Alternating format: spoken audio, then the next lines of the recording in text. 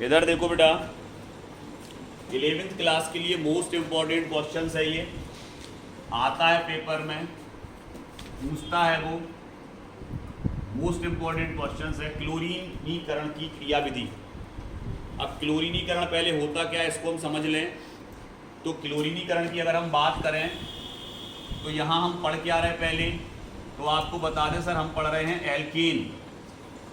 Alkene क्या होते हैं सर? जैसे एल्कीन में सबसे सरल उदाहरण आता है मैथीन।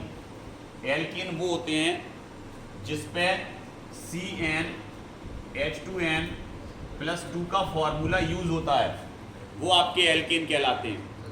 जैसे कार्बन अगर एक है तो यहाँ 2 का गुणा होगा एक में और फिर 2, मतलब हाइड्रोजन कितने होना चाहिए? 4। तो ये फॉर्मूला एल्कीन के लिए बनेगा। यहाँ एक सबसे सरल उदाहरण में हम ले रहे मैथीन। अब अगर हम बात मैथीन की करें तो ये एल्कीन है जो सबसे छोटा एल्कीन है, प्लस इसकी क्रिया हम क्लोरीन से करा रहे। तो क्लोरीन क्या करता है, एक क्लोरीन आएगा और इस हाइड्रोजन को यहाँ से हटा देगा और खुद जुड़ जाएगा, तो ये बनेगा मैथिल क्लोराइड। मैथिल क्लोराइड, और यहाँ से H और यहाँ से एक Cl जो बचा है वो निकल जाएगा हाइड्रोक्लोरिक अम्ल के रूप में। इस तरह की अपक्रिया को हम क्लोरीनीकरण अपक्रिया कहते हैं। मतलब जब कभी एल्केन की क्लोरीन से क्रिया कराते हैं, मैथीन की क्लोरीन से क्रिया कराते हैं, तो जो मैथिल क्लोराइड बनता है, इस तरह की अपक्रिया को हम क्लोरीनीकरण अपक्रिया कहते हैं। मतलब क्लोरीनीकरण अपक्रिया में क्लोरीन जुड़ेगा, किससे जुड़ेगा? एल्केन से जुड़ेगा। क्लियर? इसी तरह अगर ब्रोमीनीकरण अपक्रिया है तो ब्रोमीन जुड़ेगा, आयोडीनीकरण अपक्रिया है तो आयोडीन जुड़ेगा, फ्लोरीनीकरण अपक्रिया है तो फ्लोरीन जुड़ेगा। क्लियर? तो ये तो आपने एक लाइन में पढ़ ली सर, ये रिएक्शन कंप्लीट हो गई खत्म। लेकिन क्या इस तरह से होती है? नहीं, ये अपक्रिया निरंतर चलने वाली एक अपक्रिया है जिसकी हमें क्या पढ़नी है आज? क्रियाविधि। तो हम क्या पढ़ रहे हैं? क्लोरीनीकरण की क्रियाविधि। मतलब इतनी सी अपक्रिया कितने पदों में कंप्लीट होगी? 3 पदों में कंप्लीट होगी, जो कि क्रम से लिखे हैं: श्रृंखला प्रारंभन पद, श्रृंखला संचरण पद और श्रृंखला समापन पद। तो ये आता है, इतना बड़ा ये आता है लिखने के लिए। ठीक है, तो चलो अब हम बात करते हैं सबसे पहले सर श्रृंखला प्रारंभन पद। मतलब अपक्रिया स्टार्ट कहां से होगी? तो सबसे पहले क्या होता है इस अपक्रिया में? जो आप यहाँ क्लोरीन का अणु देख रहे थे ना बेटा, ये Cl बॉन्ड Cl, इस तरह का जो अणु देख रहे थे आप, जिसमें एक क्या बना है? सहसंयोजक बंध बना है। किसके बीच बना है बेटा? सहसंयोजक बंध बना है 2 परमाणुओं के बीच में, एक एक इलेक्ट्रॉन के साझे से। क्योंकि हमें पता है ना सहसंयोजक बंध किससे बनता है? इलेक्ट्रॉन के साझे से बनता है। तो इनके बीच एक एक इलेक्ट्रॉन का क्या हुआ? साझा। तो इससे कौन सा बॉन्ड बना? सहसंयोजक बॉन्ड बना। इस सहसंयोजक बॉन्ड वाला क्लोरीन का अणु पराबैंगनी प्रकाश की उपस्थिति में, अल्ट्रावायलेट, क्लियर, या सनलाइट, सूर्य के प्रकाश की उपस्थिति में क्या करेगा? ये टूटेगा। तो टूट के क्या बनाएगा? टूट के बनाएगा सर ये मुक्त मूलक। क्या बनाएगा? मुक्त मूलक। अब सर मुक्त मूलक क्या होते? हमें नहीं पता मुक्त मूलक क्या होते। तो मुक्त मूलक वो होते हैं जिनके पास अपना खुद का एक अयुग्मित इलेक्ट्रॉन होता है। अयुग्मित इलेक्ट्रॉन मतलब जब ये बॉन्ड टूटेगा तो ये अपना इलेक्ट्रॉन लेके अलग हो जाएगा और ये अपना इलेक्ट्रॉन लेके अलग हो जाएगा। और इस तरह जो बनेंगे बेटा वो आपके क्या कहलाएंगे? वो कहलाएंगे आपके मुक्त मूलक। तो पहले श्रृंखला प्रारंभन पद में आपने यही लिखा है कि इस पद में क्लोरीन का अणु पराबैंगनी प्रकाश की उपस्थिति में या सूर्य के प्रकाश की उपस्थिति में टूटकर मुक्त मूलक बनाता है, यही आपने लिखा है। क्लियर? अब बात करते हैं हम कौन से पद पे आ गए? अब दूसरे वाले पद पे। क्लियर? पहले पद में तो क्या बन गए? मुक्त मूलक बन गए। अब दूसरे पद में क्या है बेटा? ये जो मुक्त मूलक बना हुआ है, ये मुक्त मूलक अब क्या करेगा? ये मैथीन के अणु पर, मैथीन क्या है? एल्कीन, एल्कीन के अणु पर कह सकते या मैथीन के अणु पर कह सकते, क्या करेगा? आक्रमण करेगा, जुड़ने के लिए आएगा।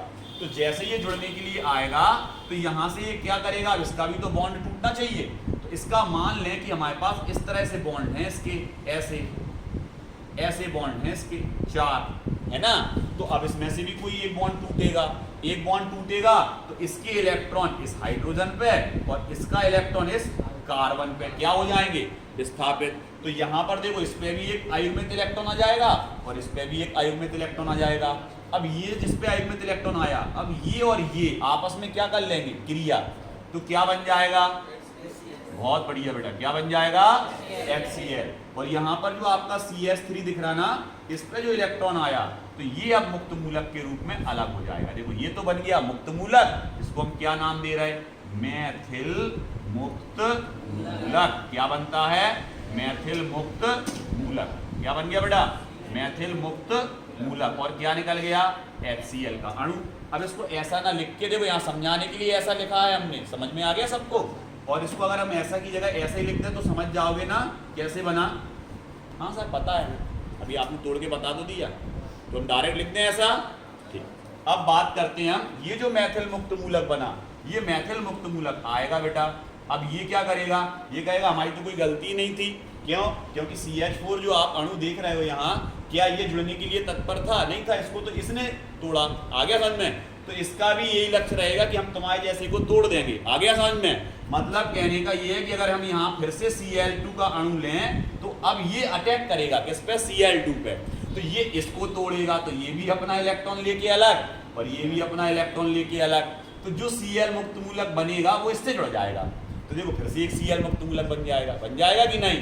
तो यहाँ पर अगर अपन कहें कि ये Cl2 जब आक्रमण करेगा Cl2 पे, कौन, मैथिल, तो ये क्या बनाएगा, CH3Cl, और एक Cl मुक्त मूलक के रूप में फिर से निकल जाएगा। अब ये क्या काम करेगा, फिर वही स्थिति देखो जे आ रहा है, दूसरे अणु पे आक्रमण, किसको तोड़ेगा, उसको काय में तोड़ेगा, फिर मैथिल बनेगा, फिर मैथिल किसको तोड़ेगा, और इस तरह अणु टूटते चले जाएंगे। और कौन सा पद चल रहा, क्योंकि संचरण लगातार चलने वाला पद है ये। संचरण का मतलब होता है लगातार, और ये क्रिया लगातार चलती रहेगी।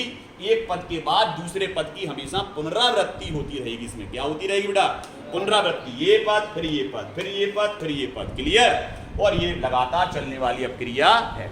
अब सर खत्म कब होगी, ये क्रिया खत्म भी तो होनी चाहिए। तो खत्म कब होगी, खत्म जब होगी जब ये अणु टूट के फ्री हो जाएंगे सब, तो केवल और केवल आपके पास मुक्त मूलक बचेंगे। क्या बचेंगे, मुक्त मूलक। तो जो श्रृंखला का समापन पद होता है उसमें फिर मुक्त मूलक आपस में क्रिया करेंगे। तो कौन कौन से मुक्त मूलक आपस में क्रिया कर रहे हैं, क्योंकि अपन मैथीन के उदाहरण से समझ रहे थे, तो उसमें मुक्त मूलक कौन सा बना था, मैथीन, मैथिल मुक्त मूलक बने थे। तो ये आपस में ही जुड़ के ऐसे बना लेंगे। क्या बन गया, एथीन। क्या बन गया बेटा, एथीन। या हो सकता है ये इससे क्रिया कर ले तो क्या बना लेगा, मैथिल क्लोराइड, क्लियर। हो सकता है दो Cl आपस में क्रिया कर लें ऐसे, तो क्या बना लेंगे, क्लोरीन। आ गया समझ में। और इस तरह फिर एक भी मुक्त मूलक शेष नहीं रह जाएगा और ये क्रिया समाप्त हो जाएगी। तो बहुत अच्छे से आपको समझ में आ गया एक एक पद की श्रृंखला, प्रारंभन पद क्या होता है, संचरण पद क्या होता है, समापन पद क्या होता है। भाषा एक बार दोहरा दे रहे हैं, हमने क्या लिखवाया है आपको। श्रृंखला प्रारंभन पद में आपने ये लिखा है कि जब क्लोरीन का अणु सूर्य के प्रकाश की उपस्थिति में टूटता है तो मुक्त मूलक बनाता है, ये पहला पद है।